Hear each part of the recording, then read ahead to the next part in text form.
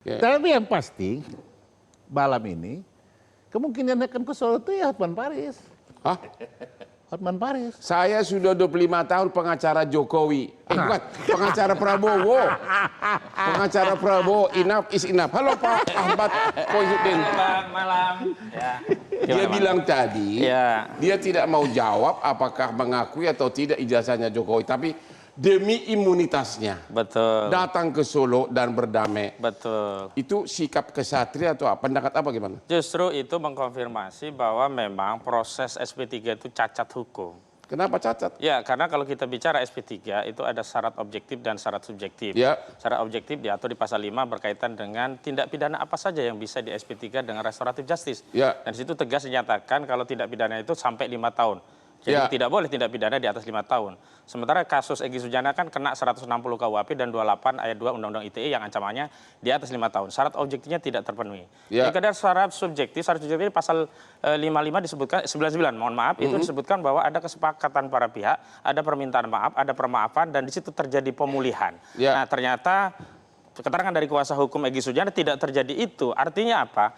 Sebenarnya restoratif justice ini adalah bagian strategi politik Joko Widodo untuk memecah belah kekuatan para pengkritiknya seolah-olah dengan berhasil ya mengkudeta 2 orang saja begitu, kemudian mampu membungkam yang lainnya mentalnya jatuh sehingga yang tadinya barang diyakini palsu menjadi asli begitu, sehingga dia mendapatkan kemenangan politik dengan statement asli itu, dan itu sebenarnya dikehendaki Jokowi sejak awal, berdamai dengan kesepakatan pengakuan asli, cabut perkara dan dipulihkan. Dan klien Anda bakal datang ke Solo atau? Saya pastikan tidak, dan bahkan makin menegaskan setelah gelar perkara khusus di 15 Desember 2025 yang lalu, setelah diperlihatkan dokumen yang diklaim sebagai asli itu, makin meyakini bahwa ijazah tersebut bermasalah. Apalagi rentetan peristiwa setelahnya ternyata banyak rangkaian peristiwa yang dikonsolidasi oleh Solo sampai ada perintah dari Jokowi kepada penyidik untuk SP3 ini. Kan itu ceritanya sudah beredar luas. Dan itu mengkonfirmasi bahwa kendali penyidikan Polda Metro Jaya tidak lagi atas hukum, baik KUHP lama maupun KUHP baru,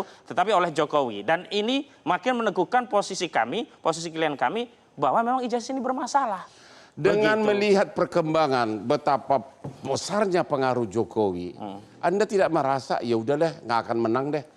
Persoalannya bukan soal menang atau kalah, tetapi soal kebenaran yang harus dituntaskan di era kita, di mana era kita ini tidak boleh mewariskan hutang sejarah kepada generasi selanjutnya. Dan persoalannya saat ini bukan lagi persoalan Roy Suryo, Rismon Sianipar atau Tifauziah Tiasuma, tapi ini adalah persoalan publik yang ketika klien kami mengambil pilihan damai, itu pun tidak akan menyelesaikan persoalan. Jadi akan fight terus.